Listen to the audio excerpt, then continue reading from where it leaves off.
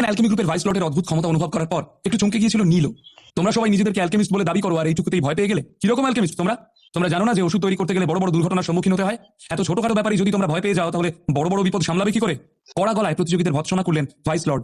প্রথম দিকে বাদ পড়া অ্যালকেমিস্টদের নিজেদের বক্তব্য সঠিক বলে মনে হলেও ভাইস লর্ডের কথা শুনে লজ্জায় মাথা নিচু হয়ে গেল তাদের। ভাইস লর্ডের কাছ থেকে অবশেষে অনুমতি পেয়ে মাইক হাতে পরিস্থিতি স্বাভাবিক করার চেষ্টা করলো সঞ্চালক। এবার বাদবাকি যারা রয়েছেন তারা সবাই আমার কথা মন দিয়ে শুনুন। আপনাদের ওষুধ তৈরির পাত্র আপনাদের সামনে উপস্থিত।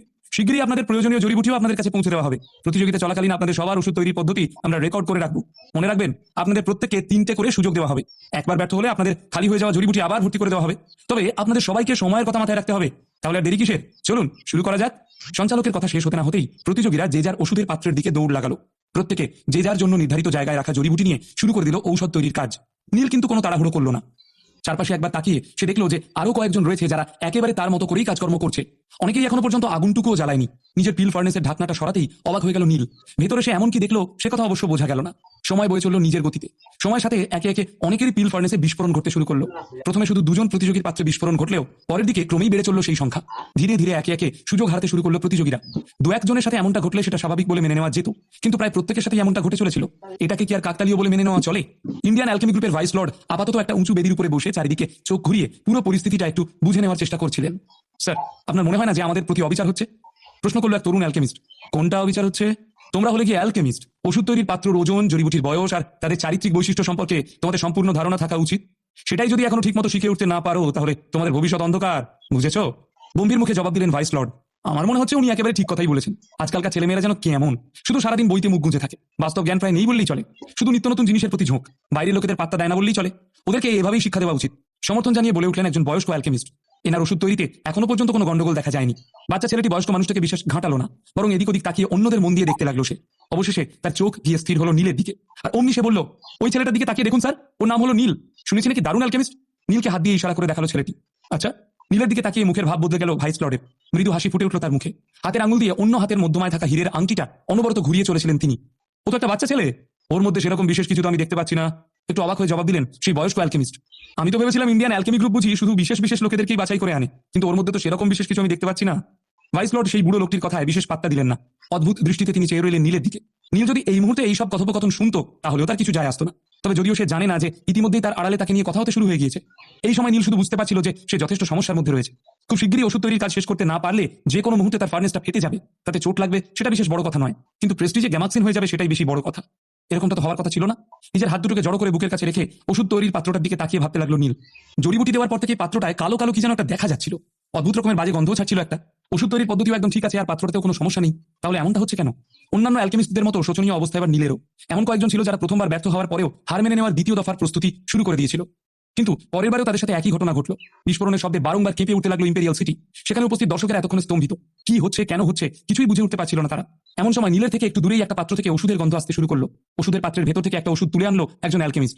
এই পৃথিবীতে এমন অনেক কিছুই আছে যার কোনো তল পাওয়া যায় না। আপনি শত চেষ্টা করলেও যে সবসময় কোনো লাভ হবে তেমনটা জরুরি নয়। এই পৃথিবীতে তারাই সফল হয় যারা নিজেদের সর্বশক্তি থেকেও কিছু বেশি দিয়ে চেষ্টা করে। লোকেদের মধ্যে এটাই তো সবথেকে বড় তফাৎ।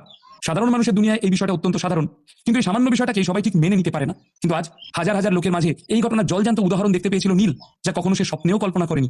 এই কি করে সম্ভব? লোকটার হাতে ওষুধ দেখে নিজেকে আর ধরে রাখতে পারলো না নীল। তবে সে একাই নয় যার ঘটনাটাকে এমন অবিশ্বাস্য বলে বোধ হচ্ছিল। সাধারণত অ্যালকেমিস্টরা স্বভাবে একটু অহংকারী হয়ে থাকে, তবে চোখের সামনে এমন দৃশ্য দেখে বাকিরা নিজেদেরকে খুবই দুর্বল বলে মনে করতে লাগলো। তবে প্রতিযোগিতার পরিবেশ গেল সম্পূর্ণ বদলে। যে সমস্ত প্রতিযোগীরা এতক্ষণ সফল হতে না পেরে মুষড়ে পড়েছিল, তারা যেন একেবারে উত্তেজনায় ফুটতে শুরু করলো। প্রত্যেকের মনেই ও পারলে আমি কেন পারবো না মনোভাব। পরিস্থিতি দেখে মনে হলো সেই মুহূর্ত পর্যন্ত কেউ হার মানতে রাজি নয়। কিন্তু এত কিছুর পরেও তাদের মনে এমন অনেকগুলো প্রশ্ন রয়ে গেল যার জবাব কোনোভাবেই পাওয়া সম্ভব নয়। এই ওষুধটা নিশ্চয়ই নকল, তাই না? ওর জড়িবুটিগুলো কি আমাদের চাইতে আলাদা?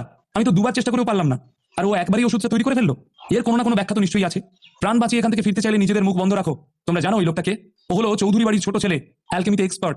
ওর জন্য যে কোনো ওষুধ তৈরি করা হলো বাঁ হাতের খেলা। তুমি ওর যোগ্যতা নিয়ে প্রশ্ন করছো? বাকি প্রতিযোগিতার আলোচনা কান খাড়া করে খুব মন দিয়ে শুনছিল নীল। সমস্তটা শুনে লম্বা লম্বা শ্বাস ফেলে নিজের আবেগকে সংযত করার চেষ্টা করতে লাগলো সে। এত সহজ প্রশ্নের উত্তরটা তোমরা জানো না? সত্যি? অ্যালকেমির দুনিয়ায় তোমরা হলে এক একটা কলঙ্ক। এসব ছেড়ে দিয়ে গ্রামে গিয়ে চাষ করো, বুঝলে? তোমরা ওটারই যোগ্য।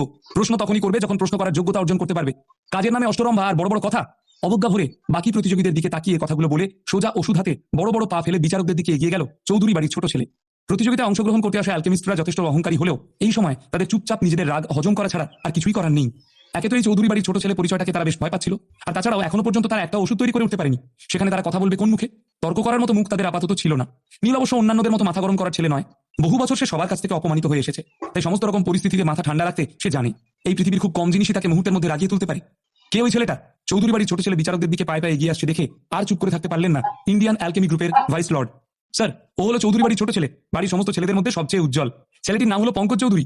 মুচকি হেসে জবাব দিলেন সেই বয়স্ক লোকটি। আচ্ছা, ও তাহলে ওই বুড়ো চৌধুরীর নাতি? তাই আমি ভাবি ছেলেটার মধ্যে এত ক্ষমতা এলো কোথা থেকে। অবশেষে যেন নিজের সমস্ত সন্দেহের জবাব খুঁজে পেলেন ভাইস লর্ড। আর ঠিক তারপরেই ওনার চোখ গিয়ে পড়লো আবারও নীলের দিকে। আসলে তিনি একটু দেখতে চাইছিলেন যে যে ছেলেটাকে প্যালেস মাস্টার নিজে বেছে নিয়েছে তার মধ্যে এমন কি বিশেষত্ব রয়েছে। যদিও এই মুহূর্তে নীলের তরফ থেকে কোনো বিশেষ কার্যকলাপ দেখা গেল না। সে নিজেও যেন এক দৃষ্টে চেয়ে রয়েছে পঙ্কজের দিকে। ওষুধ তৈরির পাত্রে তাপমাত্রা বিশেষ বেশি বলে মনে হচ্ছিল না। পঙ্কজকে যা জড়িবুটি দেওয়া হয়েছিল সেই একই জিনিস দেওয়া হয়েছে অন্যদেরকেও। তাহলে সবাই বারংবার ব্যর্থ হওয়ার পরেও পঙ্কজ কাজটা শেষ করলো কি করে? পঙ্কজের চারপাশটা ভালো করে দেখলে বোঝা যাবে মাত্র একটা ওষুধ তৈরি করার পরে তার কাছে অবশিষ্ট জড়িবুটির পরিমাণ সামান্যই। তাহলে কি ও? হঠাৎ নীলের মাথায় একটা কথা আসতেই যেন একেবারে চমকে উঠলো সে। শীঘ্রই নিজের ওষুধের পাত্রে তৈরি হওয়া কালো দানাগুলো পরিষ্কার করে আরো একবার নতুন করে ওষুধ তৈরির জন্য জড়িবুটি ঢালতে শুরু করলো সে। নীলের এমন অদ্ভুত কাণ্ড কারখানা সবার দৃষ্টি আকর্ষণ করলো। সবাই জোরে হাসাহাসি শুরু করে দিল তাকে নিয়ে। হে ভগবান, ওই হাঁদারামটা কি করতে চাইছেটা কি? এটা কি রান্নার কম্পিটিশন হচ্ছে? আমি তো বুঝতেই পারছি না এই ছেলেটাকে কম্পিটিশনে ডাকলো কে? যার ন্যূনতম বুদ্ধিটুকু নেই তার এখানে কিসের কাজ? আমার তো মনে হয় ছেলেটা একটু পরেই বাদ পড়ে যাবে, কিন্তু ততক্ষণ বেশ ভালো একটা তামাশা দেখা যাবে। মৈনাক আপাতত দর্শক আসনে উপস্থিত, অন্যান্যদের থেকে কোনো রকমের নজর বাঁচিয়ে বসে রয়েছে সে। তার চোখ মুখের ভাব যেন চিৎকার করে সবাইকে জানান দিতে চাইছে, আমি নীলকে চিনি না। নীলের প্রতি মৈনাকের ঘৃণা এখন আগের তুলনায় আরো অনেক বেশি প্রবল।